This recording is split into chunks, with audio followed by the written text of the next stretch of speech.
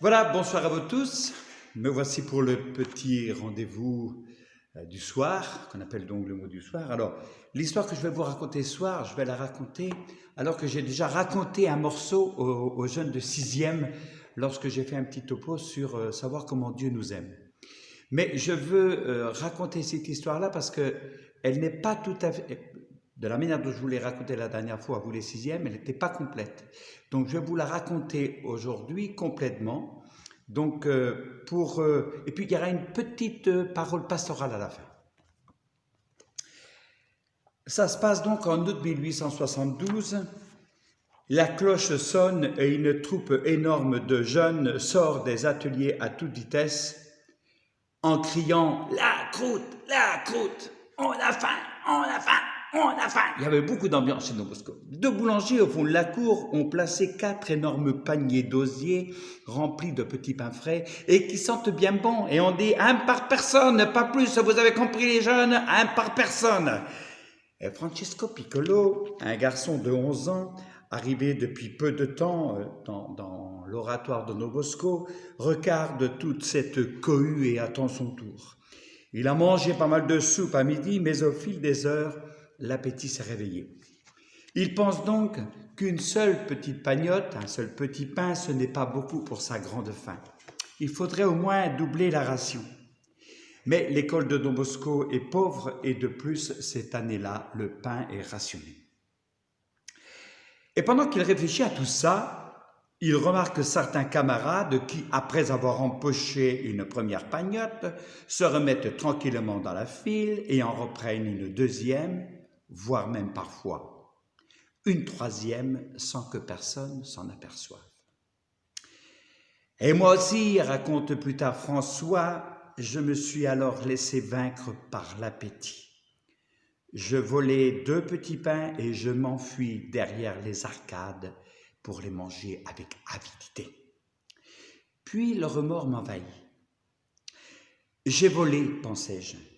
Comment oserais-je demain vivre en vérité avec moi, avec les autres et avec Dieu? Je dois me réconcilier. Il faut que j'aille visiter le sacrement de la réconciliation. Mon confesseur était Don Bosco, et je devinais combien il allait souffrir d'apprendre que j'avais volé. Alors comment faire? Pas tellement pour la honte que pour ne pas déplaire à Don Bosco, je me suis sauvé par la porte de l'église de l'école et j'ai filé tout de suite vers le sanctuaire de la Consolata, qui n'est pas très loin au centre de Turin. J'entre dans l'église plutôt sombre, je choisis le confessionnal le mieux caché et je commence ma confession. Je viens me confesser ici parce que j'ai honte de me confesser à Don Bosco. Oh, c'est vrai que je n'étais pas obligé de dire ça, mais j'étais tellement habitué à la sincérité que cela me parut important. Alors une voix me répondit. Parle, Don Bosco n'en saura jamais rien. Miséricorde, c'était la voix de Don Bosco. J'avais des sueurs froides. Si Don Bosco est à l'oratoire, comment peut-il être ici? Est-ce un miracle? Non, pas de miracle. Don Bosco avait été invité, comme d'habitude, à confesser dans cette église de la Consolata, et j'étais justement tombé sur celui que je voulais fuir. Parle, mon cher dit bonhomme, dit Don Bosco. Qu'est-ce qui t'est arrivé? Je tremblais comme une feuille. J'ai volé 2 pains. Et ils t'ont fait du mal? Bah non, à vrai dire, ils m'ont plutôt fait du bien. Alors ne te tourmente pas, tu avais faim. Ah oui, j'avais faim. Eh bien tu vois, faim de pain et soif d'eau, c'est une bonne faim et une bonne soif. Quand tu auras besoin de quelque chose, demande-le à Don Bosco, il te donnera tout le pain que tu voudras. Mais rappelle-toi, Don Bosco préfère que tu aies confiance en lui plutôt que de lui faire croire que tu es innocent. Si tu lui fais confiance, il pourra t'aider, mais avec ton semblant d'innocence, tu pourrais tomber et glisser sans que jamais personne ne te tende la main. La richesse de Don Bosco, c'est la confiance de ses enfants. Ne l'oublie jamais, Francesco. Ne l'oublie jamais, toi non plus, jeune de Sophar. L'année suivante, je me trouvais en 5e et un jour, pendant le repas, On me dit que ma mère m'attend au parloir. Je la trouve en pleurs. Maman, mais qu'est-ce qui t'arrive? Oh! Rien, Cecchino, mais tu vois, nous sommes pauvres et l'économe m'a dit que si nous continuons à ne pas payer la pension, il sera obligé de te renvoyer.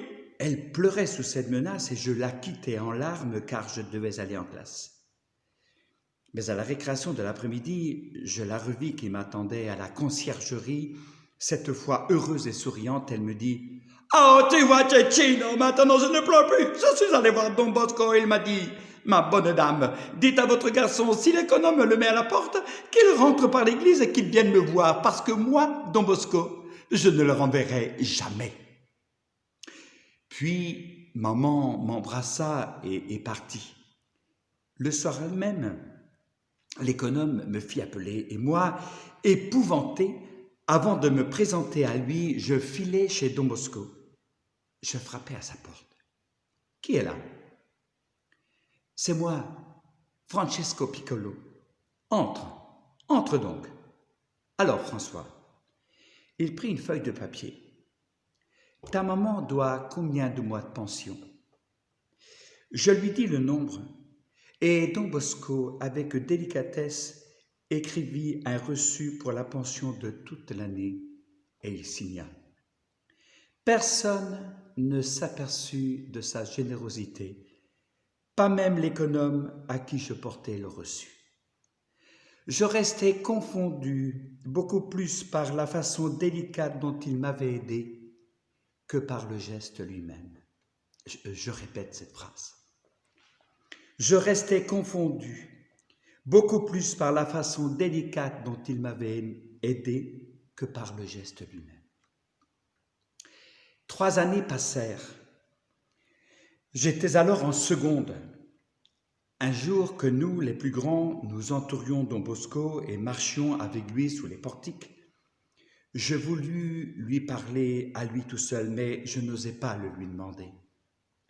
Et comme d'habitude, il s'en rendit compte, me prit à part sans explication et me dit « Hein? Tu voudrais me dire quelque chose, je crois, non ?»« Ah ouais, vous avez deviné, mais je ne voudrais pas que les autres entendent. » Et je lui murmure à l'oreille « Don Bosco, je veux vous faire un cadeau. Je crois qu'il vous plaira. » « Hein? Et quel cadeau veux-tu me faire? »« Je voudrais devenir salésien, comme vous. Comme vous, je voudrais avoir 2 passions, la passion des jeunes et la passion de Dieu. » Don Bosco sourit. « Et qu'est-ce que tu veux que je fasse d'un drôle de type comme toi ?» Puis, subitement, il devient sérieux et me dit « Merci, Francesco, tu ne pouvais pas me faire un cadeau plus agréable. Je l'accepte, pas pour moi, mais pour t'offrir et te consacrer tout entier au Seigneur et à Marie Auxiliatrice. » Francesco eut beaucoup de grosses responsabilités dans la congrégation des Salésiens. Il travailla plus de 30 ans en Sicile. Il vécut jusqu'en 1930. Alors la parole pastorale, par rapport à cette vie balayée d'un jeune comme vous, un adolescent, et qui pendant cette période d'adolescence, je dirais, a 2 choses importantes sur lesquelles il ne transige pas. La première, c'est la sincérité, c'est l'authenticité. Envers lui d'abord, j'ai volé, pensais-je. Envers les autres ensuite, le pain était rationné ces années-là. Et envers Dieu, à qui j'ai menti, à qui j'ai volé.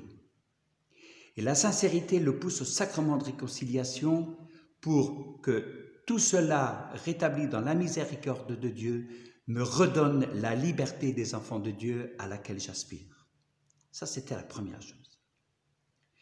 Donc, authenticité. La deuxième chose qui me semble très importante là-dedans, c'est qu'il est suffisamment éveillé pour pouvoir s'émerveiller de ce que les autres, ces bienfaiteurs, sont capables de faire pour lui. Vous savez, nous, dans le monde d'aujourd'hui, comme à l'époque de Francesco Piccolo probablement, on est comme les vaches, on bouffe les fleurs, On broute les fleurs. On ne sait pas s'émerveiller devant une fleur qui pousse. On n'a jamais vu une vache se mettre à genoux et contempler une fleur. Non, elle la bouffe, elle la broute, cette fleur. Et quelquefois, nous aussi, nous sommes comme les vaches, on broute les fleurs. Et pourtant, ce jeune nous apprend qu'il est suffisamment éveillé pour pouvoir s'émerveiller. C'est-à-dire, si tu es authentique envers toi, envers les autres, envers Dieu, si tu es suffisamment éveillé pour pouvoir t'émerveiller de ce que les bienfaiteurs qui sont autour de toi, tes amis, tes parents, tes éducateurs, font pour toi, alors ta vocation tombera comme un fruit mûr. Sa vocation à lui, c'était de devenir prêtre. Je voudrais vous faire un cadeau et je crois qu'il vous plaira. Mais ta vocation à toi sera peut-être de te marier. En tout cas, notre vocation à nous tous, les chrétiens, c'est d'aimer et d'être aimés. C'est d'aimer et d'être aimés. Et notre vocation à nous tous, les chrétiens, c'est que nous sommes des êtres appelés au bonheur. Donc je récapitule. Sincérité, authenticité envers toi, envers les autres, envers Dieu. Être suffisamment éveillé pour pouvoir nous émerveiller, pour qu'un jour je puisse dire comme je suis heureux, parce que j'aurai reçu ma vocation d'aimer et d'être aimé, parce que l'amour fait des miracles dans nos vies. Bonsoir à tous les amis.